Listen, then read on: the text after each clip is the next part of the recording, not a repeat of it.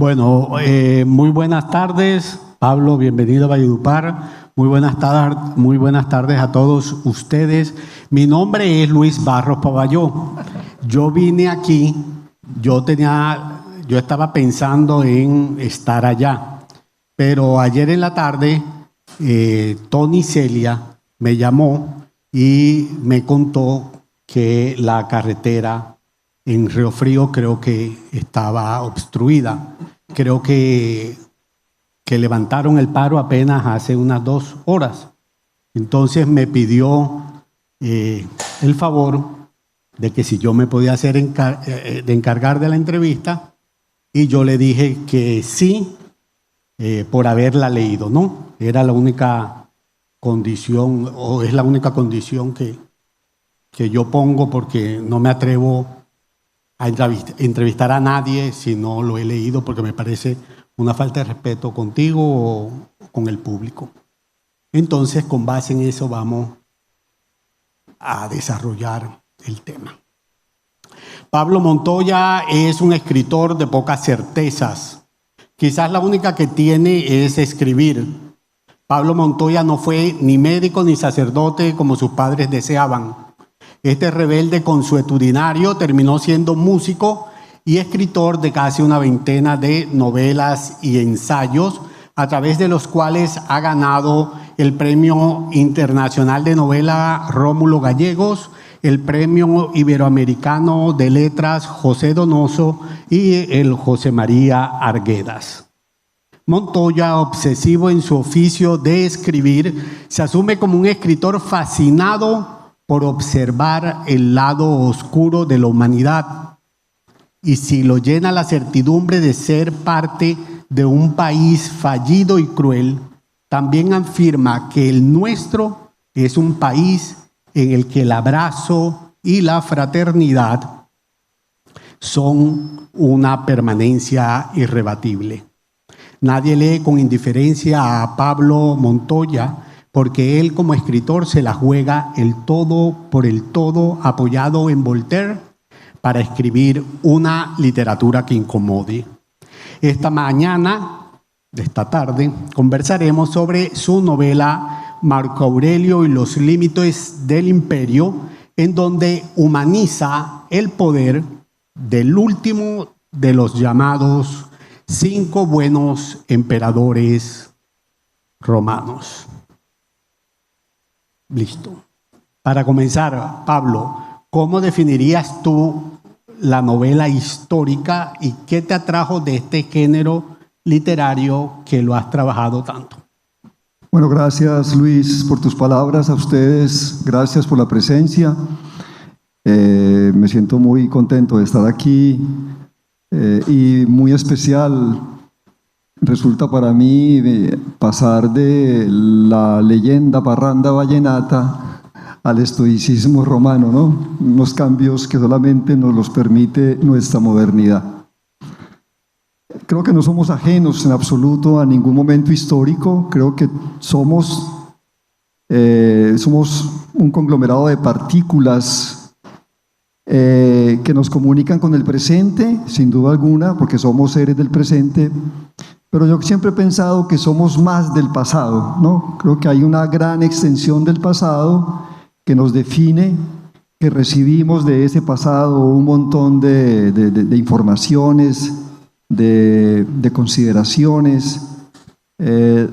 Por un lado, digamos, quisiera resaltar eso para hablar de esa aproximación que yo tengo al pasado a través de la literatura, ¿no?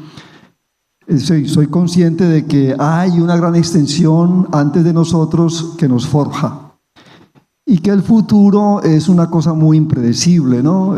Tratamos de construirla sin duda alguna, pero digamos que somos escurridizos en el presente, inciertos frente al futuro y con una gran extensión de cosas, de tierras, de historias, de seres humanos que nos anteceden. Entonces el escritor, cuando se aproxima al pasado, tiene 2 opciones. La primera es tratar de respetarlo, de reproducirlo en su novela de una manera casi que arqueológica y creerse el cuento de que lo que yo estoy escribiendo es una versión fidedigna del pasado.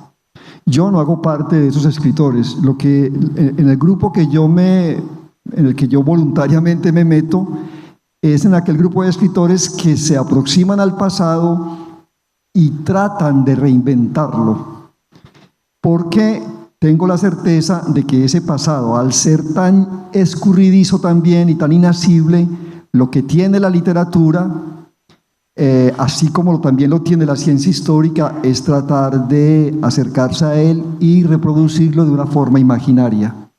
Claro, el historiador no puede imaginar ni reinventar el pasado. Eso no le pedimos a un historiador. Al historiador le pedimos que nos informe qué fue lo que pasó hace tantos siglos. O los historiadores también, de alguna manera, cuando se enfrentan al pasado, se ven obligados a imaginarlo, ¿no? a reproducirlo y de todas maneras a ponerlo a dialogar con el presente. Y eso es lo que yo hago. Creo que las novelas históricas que yo he escrito son miradas del pasado, y al ser miradas del pasado, pues el escritor tiene que informarse sobre el pasado. Sí, y lo que yo he hecho es informarme lo más posible de ese periodo histórico, sea el medioevo, el Renacimiento, la Roma antigua o el siglo XIX, o la reciente violencia en Medellín. ¿Cierto? Son momentos del pasado que yo trato de informarme sobre ellos, pero nunca he tenido la certeza de que estoy reproduciendo el pasado tal como sucedió. Digamos que son reconstrucciones ficcionales, y creo que la novela debe leerse así. Las novelas deben leerse como ficciones literarias, pero esas ficciones están llenas, por supuesto, de reflexiones, de consideraciones, y el lector, de alguna manera, está situado ante ese pasado de una manera literaria y cree en el cuento. Yo creo que el escritor de novelas históricas tiene que convencer al lector de que el cuento que le está echando es un cuento no verdadero, sino verosímil.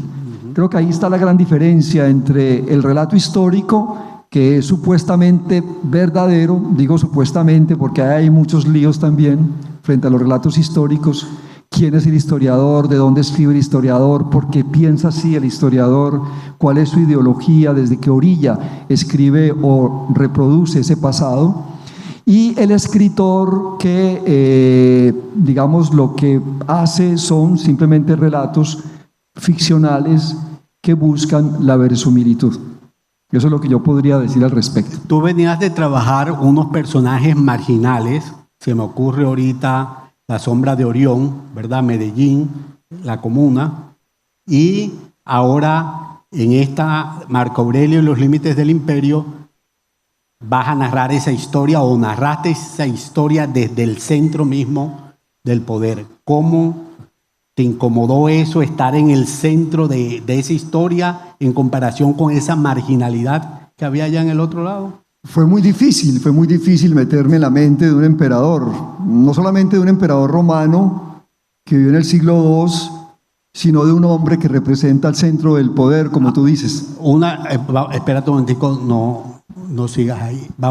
Cuéntanos un poquito qué pasa en el siglo II con Marco Aurelio y el Imperio Romano, qué está ocurriendo en ese instante. Bueno, el siglo II es un siglo muy parecido al nuestro de alguna manera, y el mandato de Marco Aurelio es un mandato que está atravesado por la crisis imperial. Esa crisis tiene como varias explicaciones. La una es la presencia de la peste, de la gran primera pandemia que cae sobre Occidente. Y a Marco Aurelio como emperador y al otro emperador con el cual él gobernó los primeros años, Lucio Vero, a los dos les tocó capotear esa crisis, que es una crisis muy parecida a la que nosotros vivimos durante la pandemia del COVID. Una época de incertidumbre, no sabemos qué va a pasar, muertos diarios, cierre de ciudades, cierre de caminos, cierre de vías comerciales, porque ese mundo, el siglo II, también tiene mucha proximidad con el nuestro, porque son mundos cosmopolitas.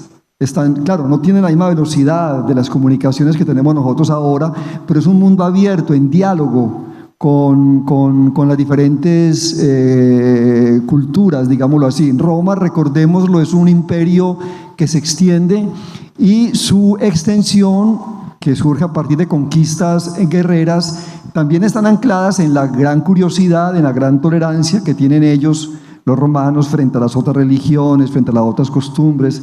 En realidad Roma o la mentalidad romana es muy abierta a eso. Recordemos que creo que fue Julio César que creó, o Augusto, no recuerdo muy bien, un templo de los dioses. O sea, no solamente estaban los dioses romanos, sino los otros dioses que ellos mismos asimilaban de los pueblos conquistados. Entonces, es un mundo muy comunicado, es un mundo cosmopolita, pero es un mundo en crisis. Y las crisis son, o me parecieron muy semejantes a las nuestras. Entonces estaba la pandemia. De hecho, yo comencé a interesarme por Marco Aurelio en medio de la pandemia. Sí, yo acababa de escribir La sombra de Orión, estaba un poquito, necesitaba cambiar de registro histórico, de registro territorial, pasar de la Medellín de los desaparecidos por la Operación Orión y dar ese salto de varios siglos y escribir sobre un emperador. Es decir, pasar de una región limítrofe, como es la Comuna 13 de Medellín, que es una comuna popular, como todos sabemos, donde hay una gran fosa común que se llama La Escombrera, pasar a otro límite, que es el límite desde donde Marco Aurelio, en mi novela, está escribiendo su vida. Marco Aurelio era un hombre de poder, sin duda alguna, y yo tenía ciertas reservas o no me sentía muy bien metido en ese hombre tan poderoso, porque yo me siento, y creo que he escrito mi obra en gran parte desde una especie de condición marginal. De hecho, yo pienso que no existe otra manera de escribir, sino desde la marginalidad. Y yo decía, pero ¿cómo putas pongo a Marco Aurelio marginal? ¿Cómo? Si es el centro del imperio.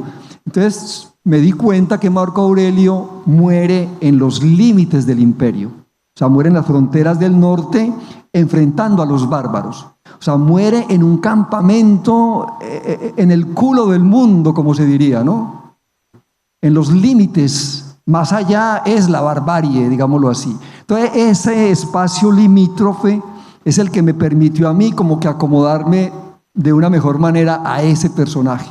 Yo dije, bueno, está escribiendo desde unos límites. Y esa condición de límite que es geográfica, también es una condición mental.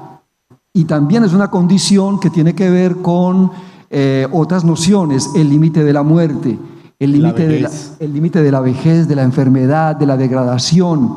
Sí, ¿qué puede hacer, por ejemplo, un hombre que está enfermo, que está viendo que el imperio se está derrumbando? ¿Qué puede hacer un gobernante basado en unos principios estoicos para enfrentar esa debacle? No para resolverla, es para enfrentarla. Y creo que la novela parte de ese diálogo. Entonces lo que quiero decir es que ya no me sentí tan incómodo pasar de la Comuna 13 a ese campamento militar situado en los límites del norte del Imperio Romano. Sentía que no había como incomodidad. Claro, había un ejercicio muy grande para hacer, que era meterme ya en la vida del emperador en el siglo II. ¿Qué pasó en el siglo II? ¿Qué crisis, además de esa que acabo de mencionar, empiezan a derrumbar los cimientos del Imperio Romano? Porque el Imperio Romano empieza a derrumbarse en el periodo o a partir del periodo de Marco Aurelio. Y finalmente, las otras grandes crisis que hay son dos más. O sea, hablé de la peste, pero hay otra que son las guerras y la invasión de los bárbaros, ¿sí? Y una tercera que son el crecimiento ya prácticamente desmesurado del cristianismo. Entonces la novela mía navega un poco por esas aguas turbulentas, ¿no? Turbulentas quiero decir para un hombre que representa el poder de un imperio y que sabe que ese imperio está naufragando. ¿Qué miraba Marco Aurelio con esos cristianos? ¿Qué les veía a ese grupo? Bueno, imagínate que las cosas más difíciles para escribir la novela fue darle a Marco Aurelio, porque mi novela Marco Aurelio habla en primera persona, darle a Marco Aurelio una mirada crítica sobre los cristianos, porque, a ver, cuando nos enfrentamos a Marco Aurelio, que es un personaje tan de moda ahora, todos están leyendo meditaciones, ¿no? O a los estoicos, hay un estoicismo, quizás ahora hablaremos de eso, si me lo plantea Luis. Claro. Pero una de las fuentes primarias para conocer el pensamiento de Marco Aurelio están, digamos, reducidas a dos fuentes. Una son las meditaciones. Ahí Marco Aurelio nos habla un poco de él, de sus padres, de sus maestros, de sus preceptores, y habla de una serie de consideraciones sobre cómo vivir bien en medio del despelote.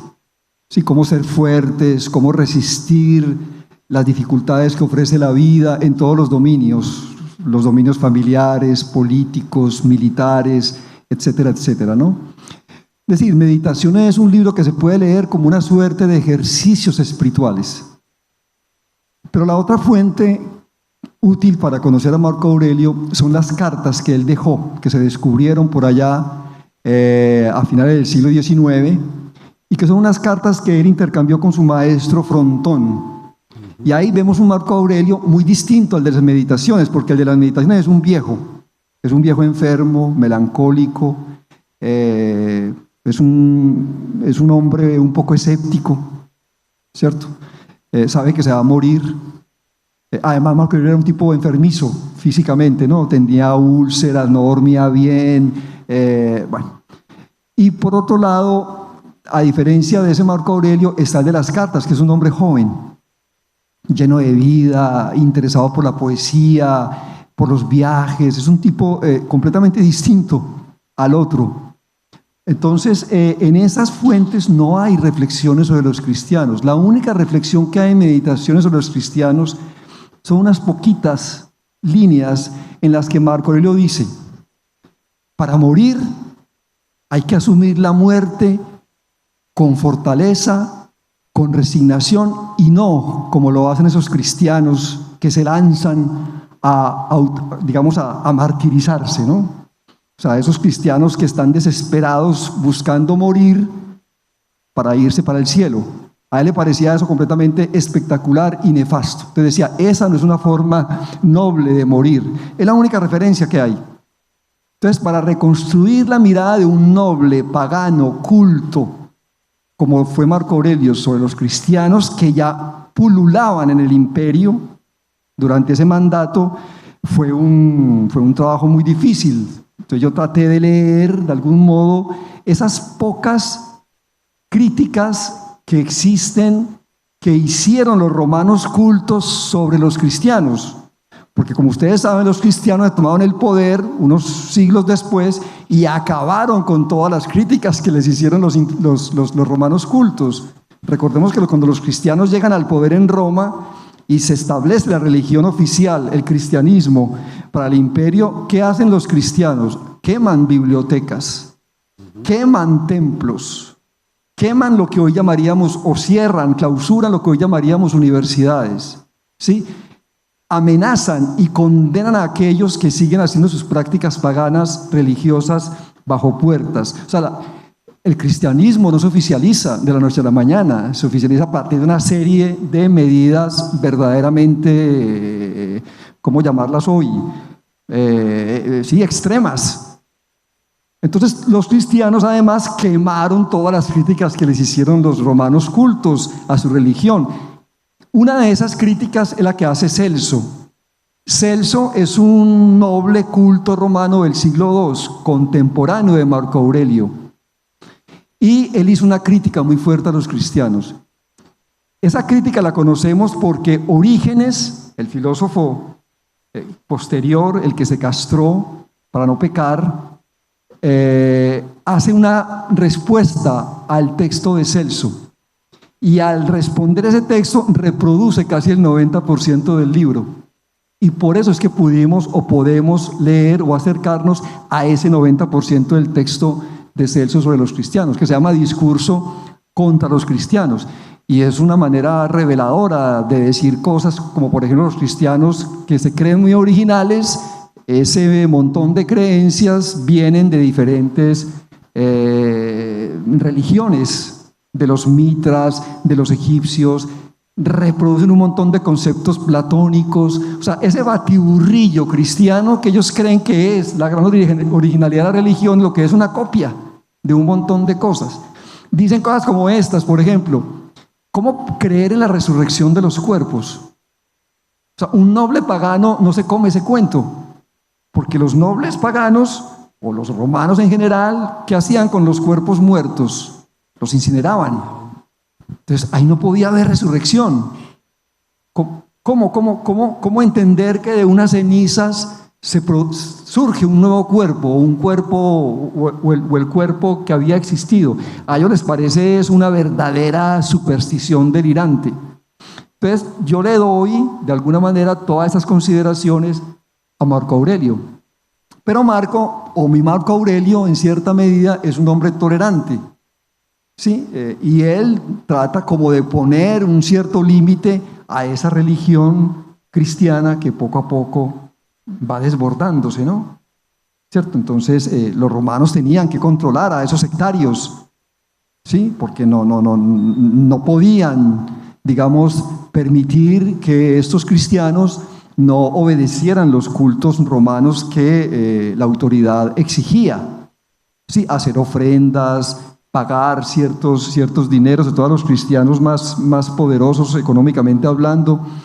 Entonces lo que yo trato de hacer en ese capítulo que se llama Los Cristianos es darle la voz a un emperador que entiende claramente que el cristianismo se ha convertido en un problema político y en un problema público. Pero repito, eso no aparece en el Marco Aurelio que hoy nosotros podemos acceder, en esas fuentes históricas no aparece nada de eso. Eso es función del escritor, reproducir Es el todo Marco eso. Aurelio de Pablo Montoya. Es un Marco Aurelio mío, ¿no? Que no lo tienen tampoco los otros que trabajaron Marco Aurelio antes que tú. No, porque Marco Aurelio aparece en varias novelas, pero ese Marco Aurelio que aparece en casi todas las novelas que están escritas sobre él, en las que él es un personaje principal o secundario, es un Marco Aurelio muy, muy santo estoico, ¿no? Es como montado en un pedestal.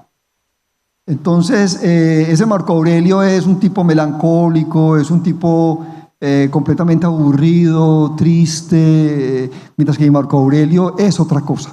Mi Marco Aurelio es sensual, por ejemplo. Yo le preguntaba a un amigo en España, que allá terminé de escribir la novela, yo le preguntaba a un experto pues, en estoicismo antiguo, y le decía, mire, ¿y si yo pongo a hacer el amor a Marco Aurelio? Si yo erotizo a Marco Aurelio, cometo un error histórico. Y me decía él, mira, el erotismo, el placer para los estoicos era un indiferente. O sea, para ellos no era lo más importante. El sexo era para reproducirse. Pero tú como novelista puedes hacer lo que te dé la gana, abres la puerta del cuarto de Marco Aurelio, la cierras y tú te metes ahí y puedes hacer lo que quieras. Porque él hizo el amor un montón de veces. Ahora, ¿cómo hacían el amor los nobles romanos? ¿Qué sentían? Todo ese montón de cosas, pues a mí me parece que ahí entra justamente la imaginación literaria a recrear eso. Entonces Marco Aurelio, es que miren, imagínense que en la historia augusta, que es un compendio de biografías de emperadores romanos, es un libro escrito hacia el siglo III, IV de nuestra era, que comienza con Adriano y termina por allá con los emperadores del siglo IV. Y ahí está Marco Aurelio. Y esa es una de las fuentes principales a la hora de que los novelistas o los historiadores quieran investigar en Marco Aurelio, deben ir a Historia Augusta. Pero casi todos los comentarios sobre Historia Augusta se reducen al siguiente. Ese libro tiene un montón de datos muy interesantes, pero está llena de chismes. Es decir, ese historiador no es en rigor un historiador, es un chismoso que escribe un montón de cosas sobre Marco Aurelio que no se pueden constatar casi todas. Pero no te servían como novelista mejor esos chismes que una historia. Sí, claro, ahí están todos los chismes. Entonces hay un dato que suelta el historiador o el biógrafo de Marco Aurelio, que se llamaba Julio Capitolino. ¿Qué dice Julio Capitolino? Que cuando se muere la esposa de Marco Aurelio, Faustina, Marco Aurelio no se vuelve a casar con una matrona, que era lo que debía haber hecho, ¿no? Sino que toma una concubina entre su grupo de libertos y no dicen más. Y con ella pasa, digamos, los últimos meses de su vida o el par de años que él vive en Roma antes de irse a combatir al norte. Y yo dije, ¿y para qué un emperador escoge una concubina mucho más joven que él? La pregunta se la hace el escritor, ¿no? No tiene nombre en la historia augusta esa concubina, no se dice de dónde es, quién era, simplemente dice, escogió entre el grupo de sus libertos una concubina con la que pasó sus últimos meses en Roma. Entonces yo le doy a esa concubina, que es una figura innombrada en la historia augusta, yo le doy un relieve, ¿no? En realidad lo que yo hago en Marco Aurelio y los libros del Imperio es darle carnalidad a todo ese montón de personajes que son citados brevemente en algunas fuentes o en meditaciones. Entonces, como de darles más cuerpo, de hacerlos más, como más, tangibles. Sí, más tangibles, más cercanos a nosotros.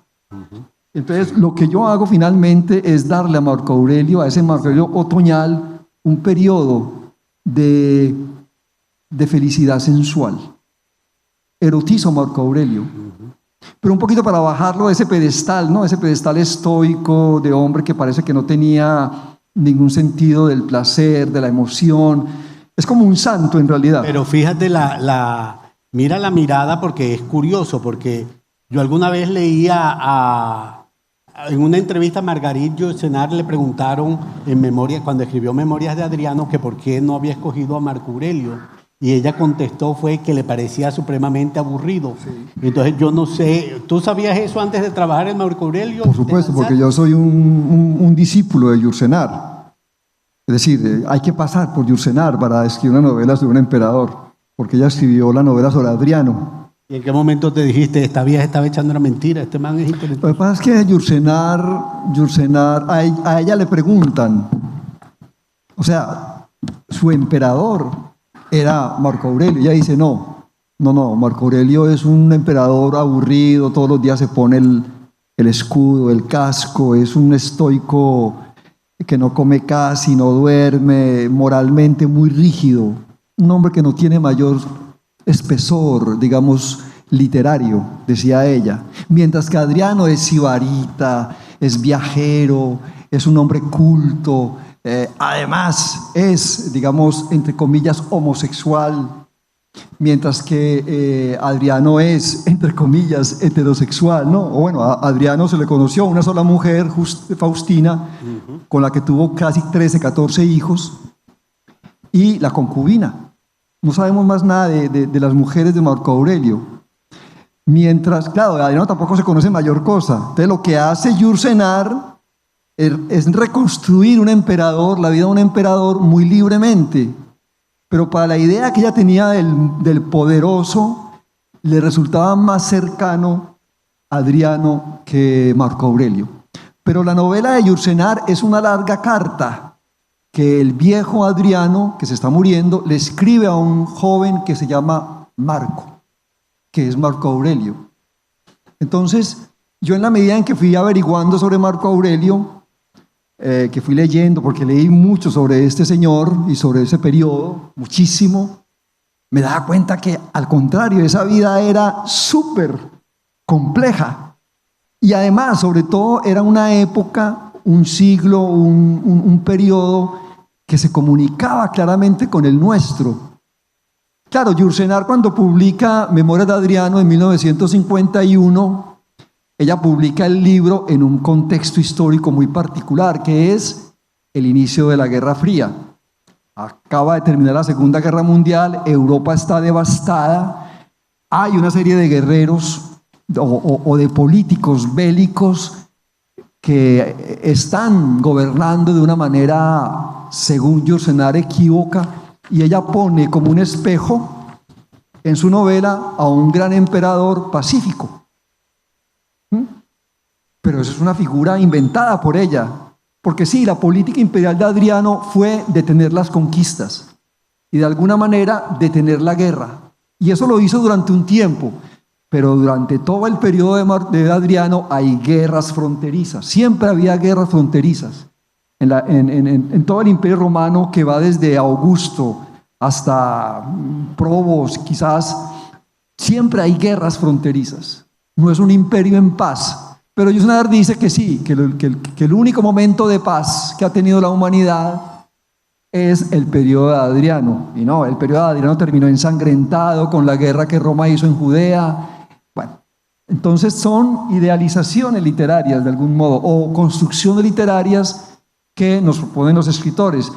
Yo he leído muchas veces a Adriano, y la última vez que leí a Adriano para escribir mi novela, sentí muchos problemas con esa construcción. E inclusive en mi novela, Marco Aurelio, que fue adoptado por Adriano para que fuera emperador posteriormente, el Adriano contra el cual se enfrenta criticándolo mi Marco Aurelio es el Adriano de Yourcenar. O sea, yo no me baso en el Adriano de Historia Augusta, yo me baso en la construcción literaria o en la pretensión política o en la consideración que Adriano tenía sobre sí mismo y sobre el imperio que ofrece Yourcenar. O sea que hay un intertexto allí, hay un juego intertextual que yo establezco como escritor, no con la fuente histórica del siglo II, sino con una fuente literaria del siglo XX. O sea, esos juegos son los que puede hacer el escritor, sin importarle, es que me van a criticar porque esto es imposible. No, el escritor puede hacer lo que quiera con su obra literaria. Claro, tiene que construirlo de tal manera que convenza. Yo creo que la gente que lee mi novela y ese pasaje dedicado a Adriano, la gente cree que ese Adriano es el Adriano histórico. Pero yo cuando me preguntan les digo, no, ese Adriano es el Adriano de Yourcenar. Entonces, Marco Aurelio tiene problemas con ese Adriano. Le parece un tipo arrogante, le parece un tipo excesivamente guerrero.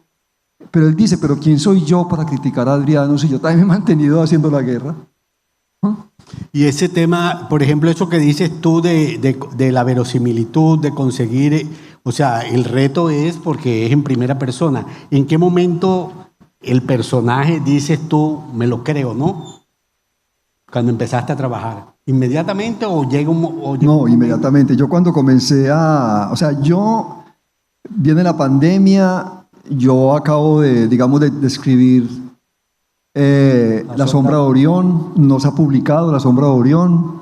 Hago una última corrección de La sombra de Orión, corrección en la que le quité casi 100 páginas.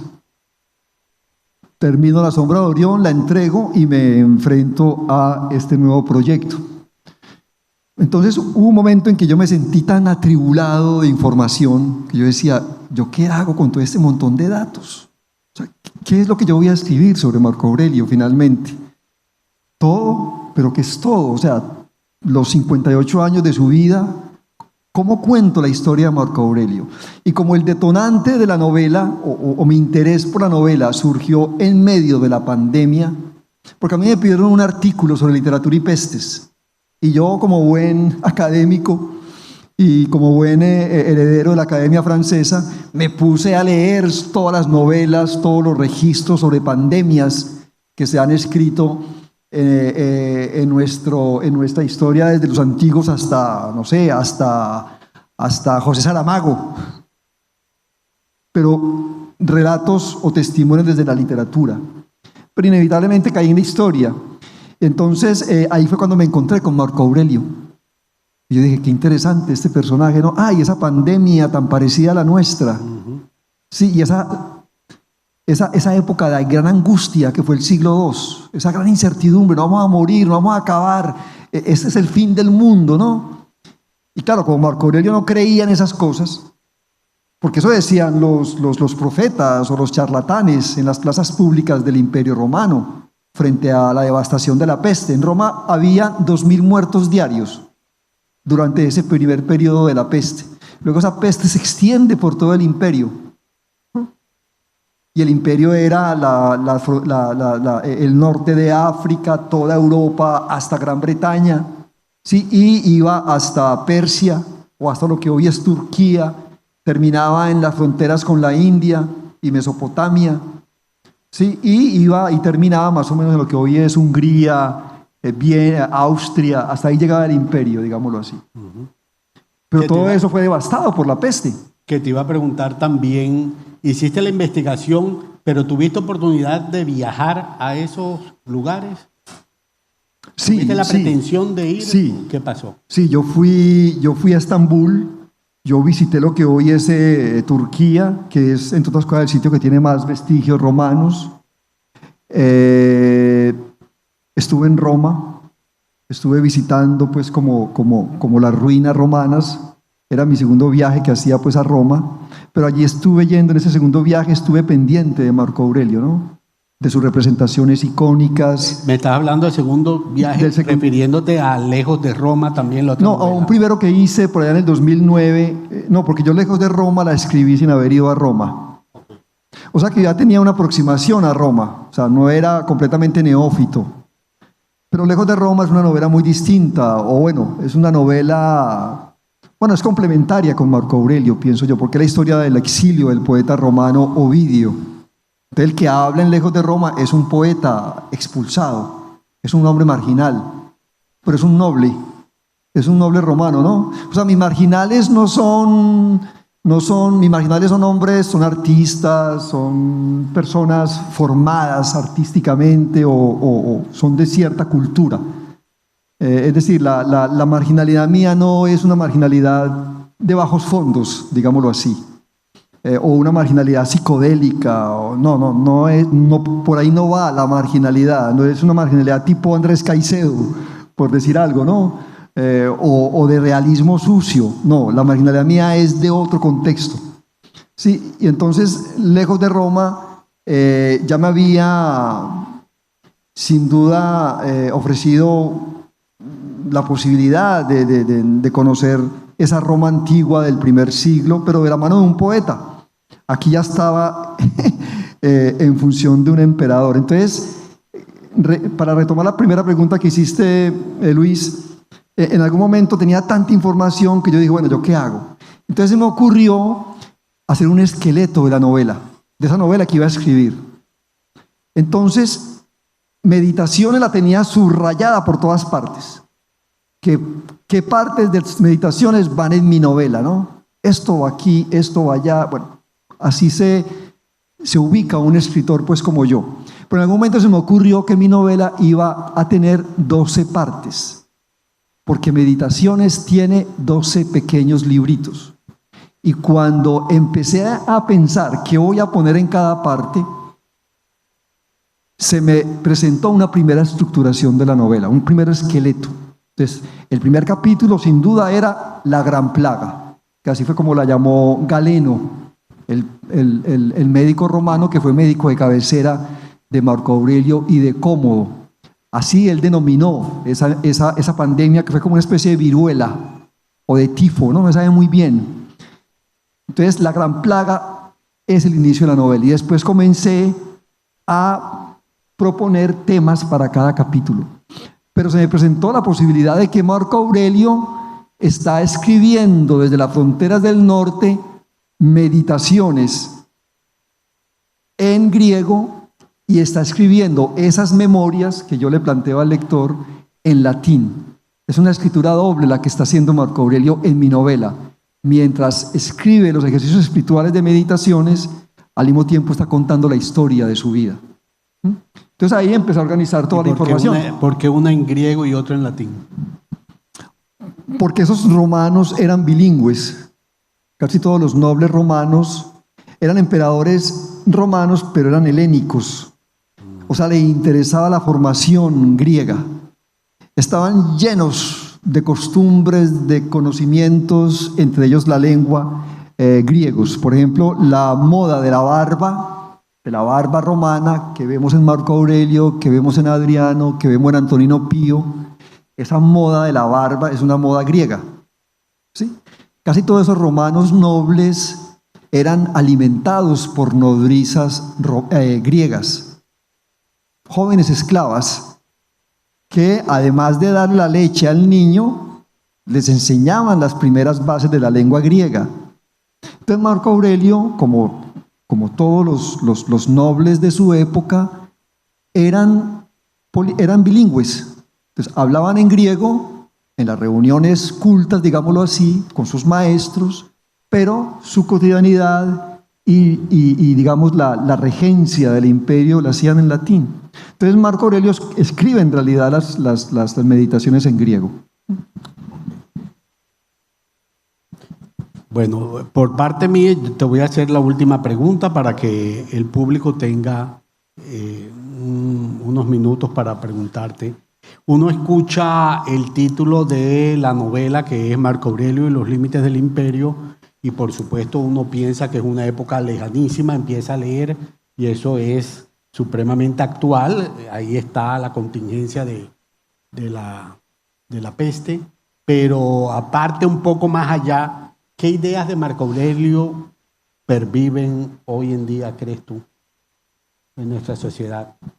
A través de todo esto que me estás hablando del estoicismo,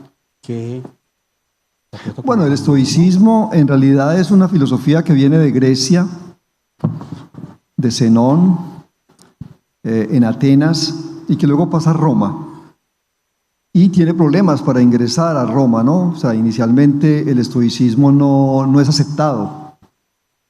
Inclusive durante un periodo de un emperador llamado Domiciano, hay una gran expulsión de estoicos, de filósofos estoicos. Pero después el estoicismo se toma el poder. Empieza con Séneca, que es un filósofo estoico y que va a ser el consejero de Nerón, y culmina con Marco Aurelio, que es ya el emperador estoico. Entonces digamos que los principios estoicos tienen un momento muy interesante en la Roma imperial con 3 estoicos, que son los que en realidad leemos en esta nueva moda que hay en este momento en el mundo. Son Epicteto, que era un esclavo que filosofó sobre el estoicismo. Luego viene Séneca y después viene Marco Aurelio. Pero hay más estoicos, por supuesto. Pues digamos que el legado fundamental del estoicismo imperial romano se lo debemos a estos 3 filósofos. Pero el libro más exitoso de la obra que produjeron los 3 es Meditaciones. Entonces, Meditaciones es un éxito editorial impresionante. ¿Por qué? Porque Marco Aurelio, yo lo entiendo así, en un mundo como el nuestro, que es un mundo distópico o antiutópico, que ya no cree en las utopías. ¿O ustedes creen en alguna? Yo no creo en ninguna. La utopía de la publicidad, horrorosa. La utopía de la inteligencia artificial, terrible. La utopía de la genética, del código genético, horroroso también. O sea, las utopías están desbaratadas. Pasa que existen, palpitan en los libros y son maravillosas en los libros, pero si ustedes o si el político quiere instalar la utopía de los libros en la realidad, se choca completamente como con un fracaso.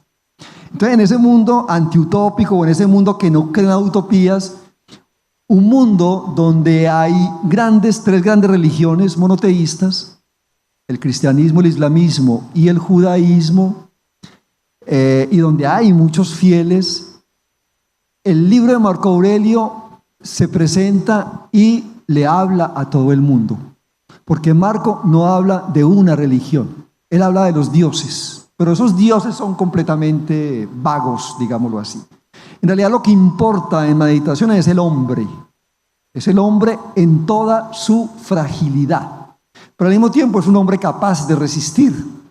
Hay una figura estoica propia de Marco Aurelio, que es la de que nosotros somos como peñascos, como acantilados en medio de un mar embravecido, ¿sí?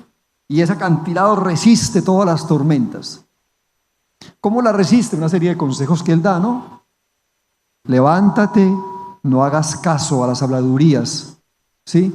Levántate y vas a saber que te vas a enfrentar con charlatanes, con manipuladores, con envidiosos, etc. No le hagas caso a eso.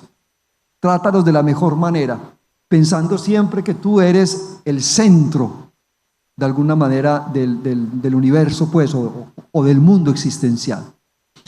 Entonces, en Marco Aurelio no hay dioses, no hay un dios particular, y esto hace que las nuevas generaciones, sobre todo en Europa y en Estados Unidos, se acerquen desencantadas a ese libro y encuentren una serie de consejos para el buen vivir. Ahora, que los empresarios hayan tomado Meditaciones y saquen de ahí pequeñas consignas para presentárselas a sus trabajadores para que ellos produzcan más, yo creo que eso ya se le fue de las manos a Marco Aurelio, ¿no? Ahí no se puede hacer nada. Marco escribió esos libros, esos consejos para sí mismo. De hecho, así se llama Meditaciones originalmente, para sí mismo. Y es un libro que no está pensado para publicarse, es un libro que se lo arman después y circula de manuscrito en manuscrito entre sus familiares cuando él se muere. Y después aparece una traducción del griego al latín, del griego al latín por allá en el siglo XVI. Y es a partir del siglo XVI que Marco Aurelio se vuelve nuestro escritor o nuestro filósofo prácticamente de cabecera de muchos. Para los gobernantes creo que Marco Aurelio y las Meditaciones es un libro muy útil. Cuánto quisiera que lo leyera Biden, Trump, Petro, todos estos Maduro, todos los presidentes del mundo, Pedro Sánchez. Yo no creo que ellos lean a Marco Aurelio. Sí que creí. Creo que si lo leyeran actuarían de una manera muy distinta. Quizás Pepe Mujica lo pudo haber leído, ¿no? No sé, yo en realidad no le he seguido la pista a Pepe Mujica como para decir que... Pero creo que hay cosas del pensamiento político de Mujica. Ahora, ¿cuál es el sentido fundamental del pensamiento político de Marco Aurelio? Yo creo que es este. Él concebía, los estoicos concebían que todos somos parte de un engranaje y todos somos útiles para ese engranaje. Sí, y cada quien tiene su función dentro de ese engranaje. La función del hombre de poder es tratar que ese complejo social funcione de la mejor manera y funcione para el bien común. Eso es un principio claro que está en las Meditaciones, ¿cierto? O sea, el objetivo principal del hombre político de poder estoico es preocuparse por el bien de todos los que conforman la sociedad. Marco Aurelio nunca quiso construir una especie de república platónica o una utopía de esa índole. Él quiso construir simplemente una ciudadela humana en la que cada uno tratará de hacer las cosas de la mejor manera, ¿no? Digamos que eso sería pues como sintetizar de una manera muy burda quizás el pensamiento político de Marco Aurelio. Bueno, muchísimas gracias.